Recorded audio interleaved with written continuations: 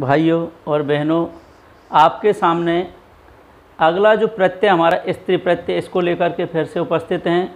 अब हम स्त्री प्रत्यय के बारे में पढ़ेंगे। तो स्त्री प्रत्यय क्या होता है, पहले तो उसके बारे में देखें। स्त्री प्रत्यय, जिन्हें हम स्त्रीवाचक प्रत्यय भी कहते हैं। हमारे संस्कृत में हमने पढ़ा था, जैसे आपके कृदंत प्रत्यय, दूसरा हमने तद्धित प्रत्यय पढ़े थे, और तीसरा अब लेकर के चल रहे हैं हम स्त्री प्रत्यय। अब स्त्री प्रत्यय क्या होते हैं, इनके बारे में पढ़ना है हमें।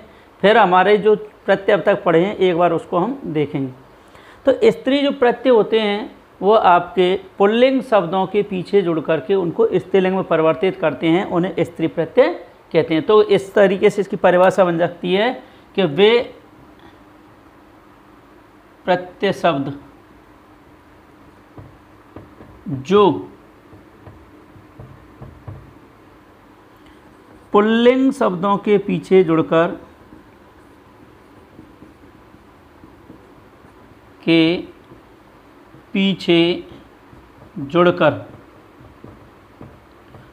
उनको स्त्रीलिंग में बदल देते हैं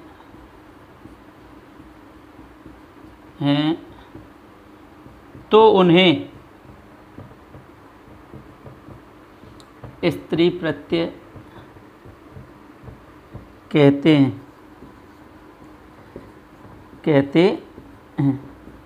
देखिए, वे प्रत्यय शब्द जो पुल्लिंग शब्दों के पीछे जुड़कर उनको किस में बदल देते हैं, स्त्री में बदल देते हैं, अर्थात स्त्रीलिंग में बदल देते हैं, तो वो आपके कौन से प्रत्यय कहलाते हैं, स्त्री प्रत्यय कहलाते हैं। अब आपको स्त्री प्रत्यय में जैसे में एक उदाहरण हम देखें, जैसे आपको उदाहरण आया, मान के चलो अज, ये उदाहरण काफ़ी बार आता है। अज कहते हैं बकरे को, और टाप प्रत्यय जब हम जोड़ेंगे तो टाप प्रत्यय जो होता है इसका आशेष रहता है, और स्त्रीलिंग में इसका रूप बन जाता है अजा।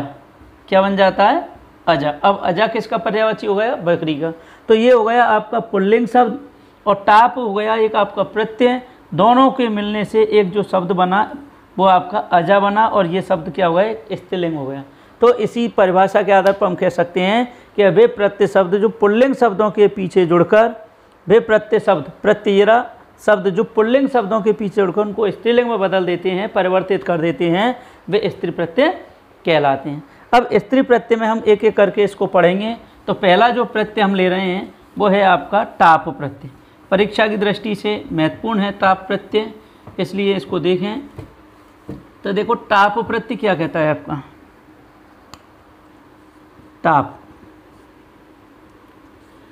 टाप जो प्रत्यय है इसमें ट और प का लोप होकर के आ शेष रहता है। क्या शेष रहता है इसमें, आ शेष रहता है। ये बात आपको ध्यान रखनी, इसमें हमें क्या ध्यान रखना है कि टाप प्रत्यय का क्या रहता है, आपको अशेष रहता है इसमें। जैसे अब पुल्लिंग शब्द हम इसमें देखें, आपको अभी अज का बताया था, और देखिए उदाहरण, जैसे अज प्लस टाप, ये बन गया। यहाँ हम बनाएं तो अज प्लस टाप से बन जाएगा आपका अजा। क्या बन जाएगा, अजा बन जाएगा। ऐसे ही और देखिए, अनुज प्लस टाप क्या बन जाएगा, अनुजा, छोटी बहन। अनुज कहते हैं छोटा भाई, और टाप प्रत्यय जोड़ करके क्या बन गया, अनुजा। ऐसे ही उदाहरण देखें, तनुज, तनुज कहते हैं पुत्र को, और यहाँ टाप प्रत्यय जोड़ेंगे तो क्या बन जाएगा, यहाँ तनुजा। क्या बन जाएगा, तनुजा। तो इस तरीके से आपके पुल्लिंग शब्द हैं, ये प्रत्यय हैं, इनको जोड़ा तो आपको स्त्रीवाचक शब्द बन करके तैयार। अब इसी में एक नियम और होता है टाप प्रत्यय का। वह नियम क्या कहता है, देखिए, यदि किसी पुल्लिंग शब्द के अंत में, इसमें एक नियम है, नियम नंबर 1 क्या कहता है कि यदि पुल्लिंग शब्द के अंत में का हो, क्या हो, का वर्ण। देखिए, ऐसा पुल्लिंग शब्द जिसके अंत में क्या निकल रहा है, का निकल रहा है, तो का अंत में का हो तो का से पहले वाले वर्ण में, का से पहले वाले वर्ण में ई लगती है। तो जब प्रत्यय जोड़ेंगे हम तो क्या लगाते हैं, उसमें ई लग जाती है।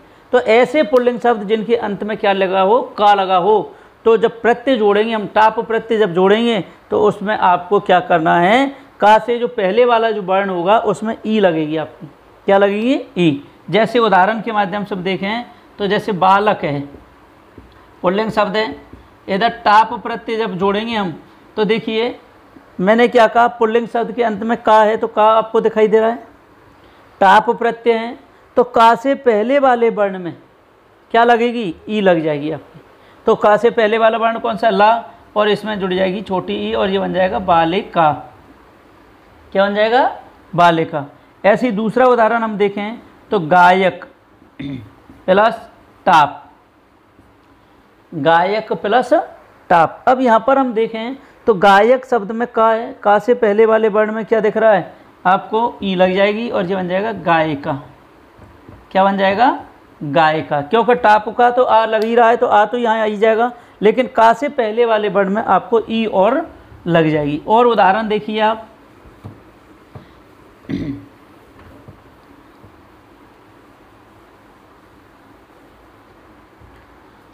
नायक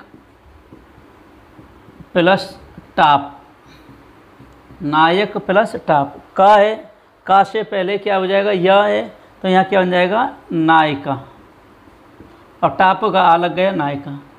ऐसे ही और देखिए आपको धावक, धावक कहते हैं दौड़ने वाला, धावक प्लस टाप क्या बन जाएगा, धाविका। क्या बन जाएगा, धाविका। ठीक। ऐसे मूषक प्लस टाप क्या बनेगा यहाँ, मूषिका। मूषक कहते हैं चूहा को, मूषिका चूहिया, तो ये आपको मूषिका बन जाएगा। तो इस तरीके से टाप जो प्रत्यय होता है वो दो प्रकार से अपन को पढ़ना है। पहला आपको जैसे अज प्लस टाप, अजा बना डायरेक्ट। अब जिसमें अंतिम वर्ण में का दिखाए उससे पहले वाले वर्ण में आपको ई लगानी है और ये बन जाएगा धाविका, मूषक, नायक का, इस तरीके से गायिका। अब हम चलते हैं नेक्स्ट प्रत्यय हमारा। देखिए नेक्स्ट जो प्रत्यय लेते हैं हम वो प्रत्यय है आपके, एक तो होता है गीप, एक प्रत्यय होता है हमारा गीश, और एक होता है गीन। ये तीन प्रत्यय ऐसे हैं जिनमें हमें क्या लगाते हैं, इनमें शेष जो बचता है वो ई बचता है। देखिए समझने की बात, गीप प्रत्यय होता है इसमें भी आपको ई शेष रहेगा, गीश प्रत्यय इसमें भी आपको ई शेष रहेगा, और गीन प्रत्यय इसमें भी आपको ई शेष रहेगा। अब हमें कैसे पहचानेंगे कब हमें गीश का प्रयोग करना है, कब गीप का करना है, कब गीन का प्रयोग करना है, ये हमें ध्यान रखना है। क्योंकि ये परीक्षा में अगर एक साथ में दे दिए तो हम कन्फ्यूज हो जाते हैं कि गीश करें या गीप करें या गीन करें, इस तरीके के प्रत्यय आ जाते हैं तो संकट में आ जाते हैं। इसीलिए इनके नियमों के आधार पर अगर हम ध्यान रखें तो आसानी से समझ में आ जाएंगे। तो सबसे पहले हम पढ़ते हैं गीप प्रत्यय। देखिए कब कौन सी कंडीशन में आपको गीप प्रत्यय का प्रयोग होगा, कौन सी कंडीशन में गीश प्रत्यय का प्रयोग होगा, और कौन सी कंडीशन में आपको गीन प्रत्यय का प्रयोग होगा, ये आपने अगर ध्यान रख लिया तो हमारा जो क्वेश्चन है वो सही हो जाएगा। तो इसमें सबसे पहले क्या रहेगा, इसमें ग और प का लोप होकर के ई शेष रहता है। क्या शेष रहता है, ई शेष रहता है, ये बात हमें ध्यान रखनी। तो ये तीनों जो प्रत्यय अभी बताए थे उनमें सब में ई शेष रहेगा, ठीक है, ये विशेष ध्यान रखना है। अब इसमें हम नाम पहले इसमें लेते हैं नियम नंबर 1। इसमें नियम आपको पढ़ने हैं। पहला नियम हम देखेंगे तो आपको पहला नियम क्या कहता है कि यदि किसी पुल्लिंग शब्द के अंत में, यदि किसी पुल्लिंग शब्द के अंत में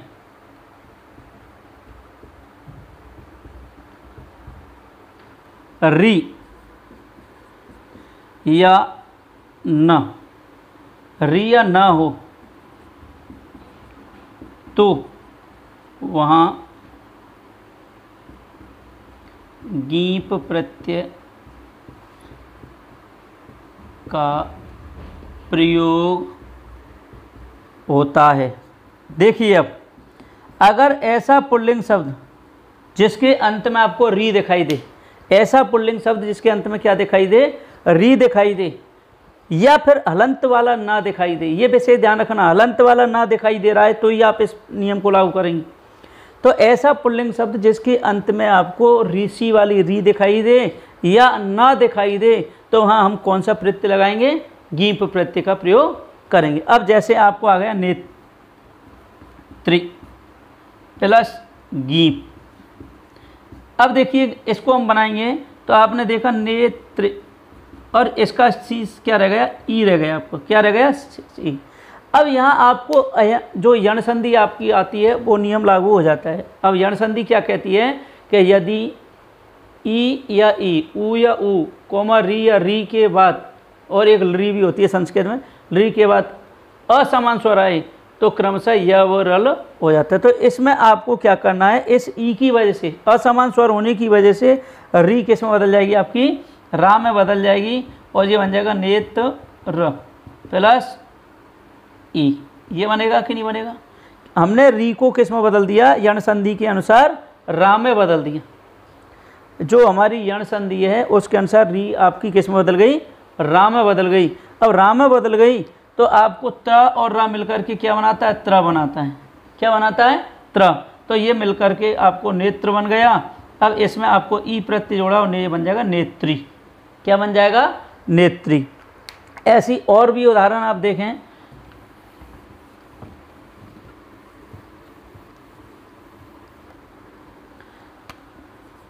कर्तृ प्लस गीप, कर्तृ प्लस गीप।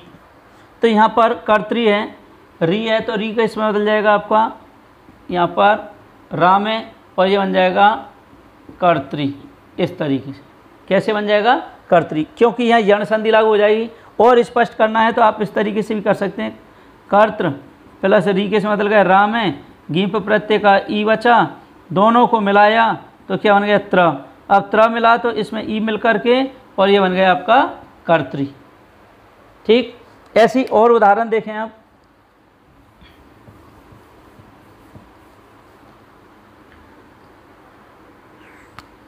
स्वामिन plus गीप, स्वामिन plus गीप। तो यहाँ क्या देखिए, मैंने क्या कहा, शब्द के अंत में हलंत वाला वर्ण होगा तो आपको कुछ नहीं करना है, गीप प्रत्यय का ई जुड़ जाएगा और ये बन जाएगा स्वामिनी।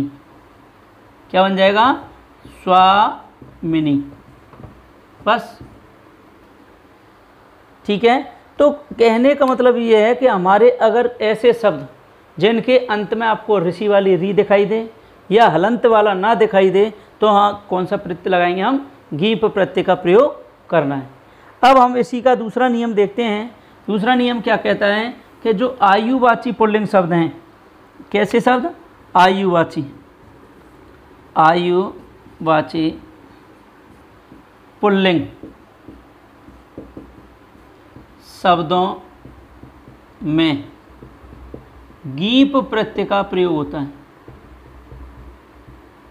का प्रयोग होता है।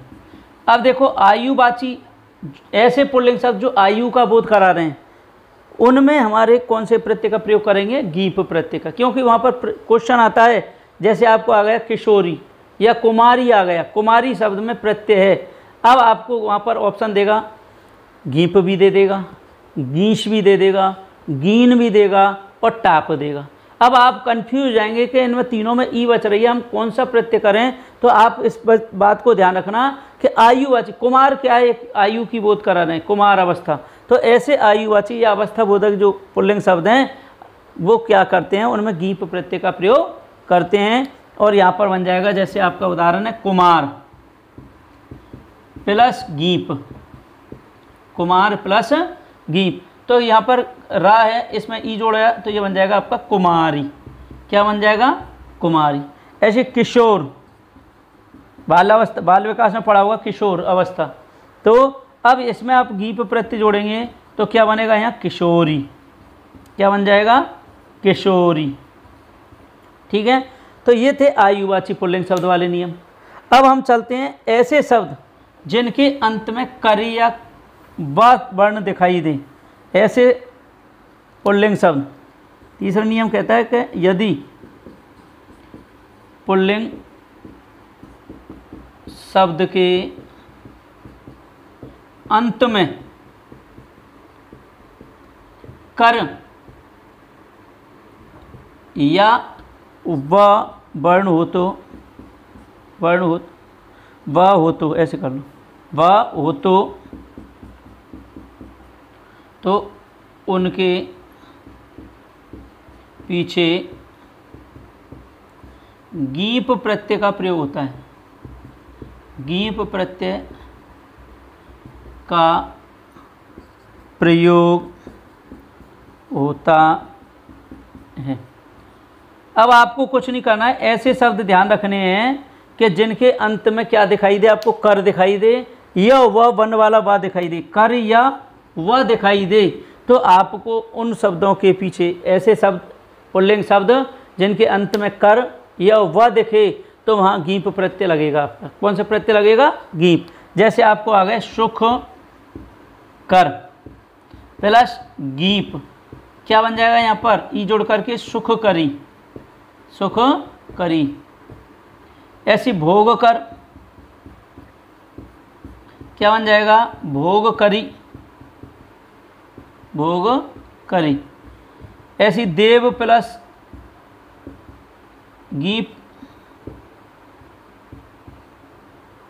देव प्लस गीप, क्या बन जाएगा यहाँ पर? देवी, क्या बन जाएगा? देवी। तो इस तरीके के जो होंगे आपके, वो किस में चले जाएंगे? आपके गीप प्रत्यय के अंतर्गत। अब हम चलते हैं, नेक्स्ट उदाहरण है इसका। ये आपके 3 नियम इसमें आपको ध्यान रखने केवल गीप प्रत्यय में। अब हम चलते हैं गीन प्रत्यय की ओर। पहले लेते हैं हम इसमें गीन प्रत्यय।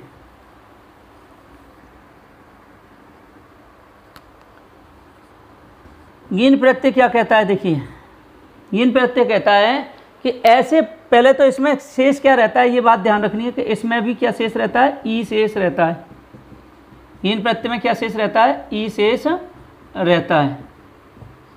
ठीक है, इसमें शेष क्या रहेगा आपको? ई। अब बात ध्यान रखनी है कि ऐसे पुल्लिंग शब्द, यदि किसी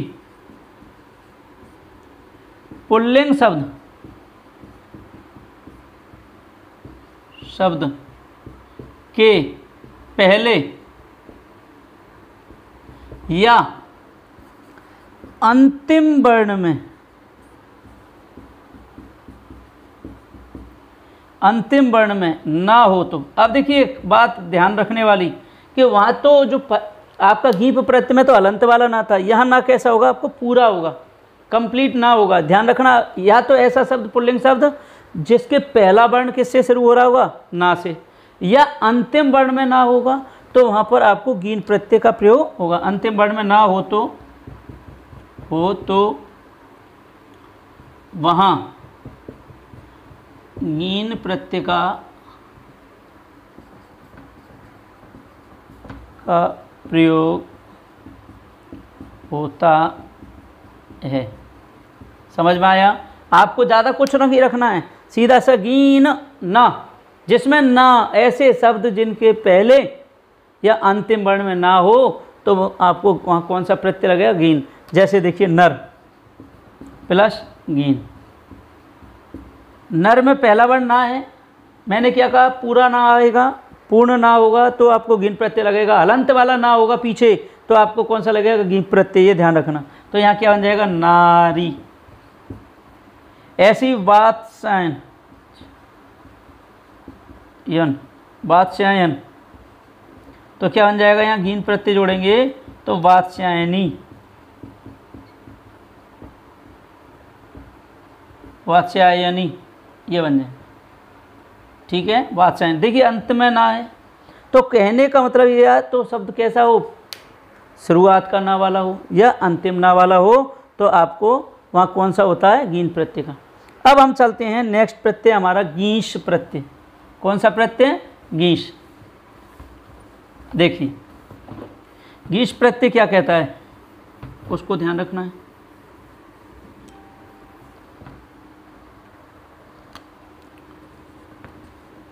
गीश प्रत्यय, इसमें आपको ई शेष रहता है,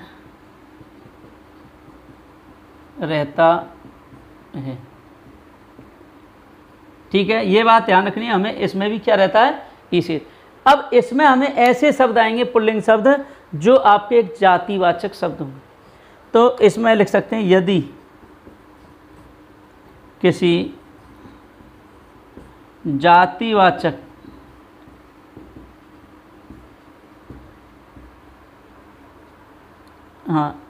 जातिवाचक गीश प्रत्यय का प्रयोग, इसमें ई शेष होता है। इसमें जातिवाचक शब्दों के पीछे ऐसे लिख लो, जातिवाचक शब्दों के पीछे गीश प्रत्यय का प्रयोग होता है। अब यहाँ अपन कह सकते हैं यदि किसी ऐसे शब्द आएँ, यदि ऐसे शब्द जो कैसे हों, जातिवाचक हों, तो उनके पीछे गीश प्रत्यय लगेगा। अब जातिवाचक शब्द भी कैसे होने चाहिए, अकारांत होने चाहिए। तो इसमें आप चाहें तो ऐसे भी लिख सकते हैं जातिवाचक अकारांत शब्दों के पीछे, अकारांत शब्दों के पीछे। तो जातिवाचक अकारांत शब्द हैं तो उनमें आपको क्या होगा, गीश प्रत्यय का प्रयोग होगा। जैसे देखिए ब्राह्मण प्लस गीश, तो यहाँ क्या बन जाएगा, ब्राह्मणी बन जाएगा। क्या बन जाएगा, ब्राह्मणी। ऐसे ही आपको आ गया महेश, महेश प्लस गीश, तो क्या बन जाएगा यहाँ, महेशी, अर्थात भैंस। महेश मीन्स भैंसा, महेशी।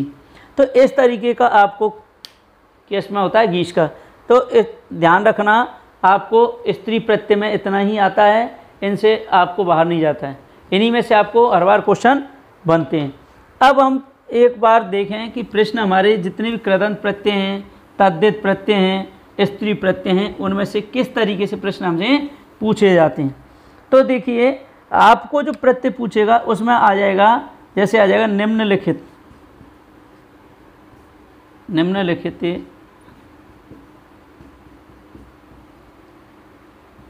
शब्देषु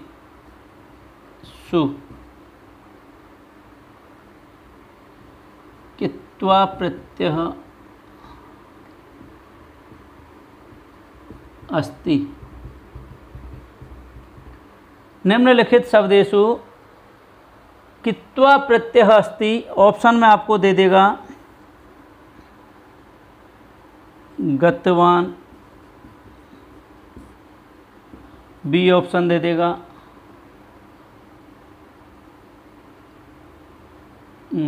पठितुम, सी ऑप्शन दे देगा आपको गत्वा, और डी ऑप्शन दे देगा आपको प्रणम्य। इस तरीके। अब आपको कुछ नहीं करना है, कत्वा प्रत्यय में आपने देखा त्वा दिख रहा है, तो त्वा वाला वर्ण आपको देखना है अंत में। आपने खूब देखा कि जो प्रत्यय लगता है हमारा शब्द के पीछे लगता है, इसमें कित्वा प्रत्यय में आपको त्वा कहाँ दिखाई दे रहा है, इसमें, इसलिए आंसर कौन सा सही हो जाएगा आपका, ये वाला। अगर आपको कित्वतु की बात करें तो यहाँ पर प्रत्यय कौन सा है, देखिए कित्वतु, कौन सा प्रत्यय यहाँ पर, कित्वतु। और अगर हम इसकी बात करें तो तुम की बात करें तो तुमुन। यहाँ प्रत्यय की बात करें तो प्र उपसर्ग है आपका, नम धातु है और ल्यप प्रत्यय है। कौन सा प्रत्यय है यहाँ, ल्यप। ये विशेष ध्यान रखना। यहाँ बात करें तो आपको कित्वा प्रत्यय होगा आपको, ये आपको इस तरीके से क्वेश्चन हो जाएगा। दूसरा क्वेश्चन आपको आया निम्नलिखित शब्देषु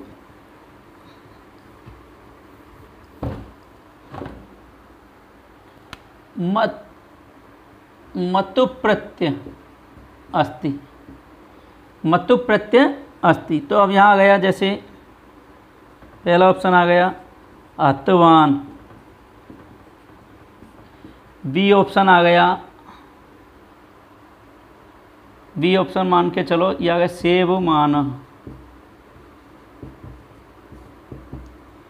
सी ऑप्शन आ गया गुणवान, और डी ऑप्शन आ गया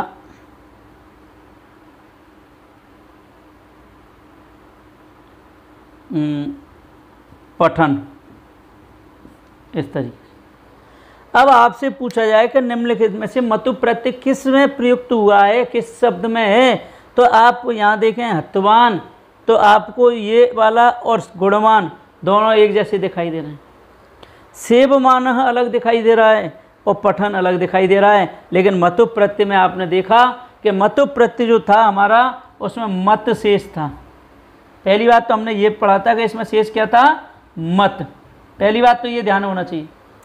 दूसरी बात हमें ध्यान रखना चाहिए कि जब शब्द अकारांत या आकारांत होगा तो मत किस में बदल जाएगा, वत में बदल जाएगा। ये विशेष हमें ध्यान रखना था। अब आपको ध्यान रखना है कि जो मत है, वत है, मत या वत, इनमें से हमें बान या मान इस तरीके से बन रहे थे पुल्लिंग में, वती या मति स्त्रीलिंग में बन रहे थे, और वत या मत ये नपुंसकलिंग में बन रहे थे।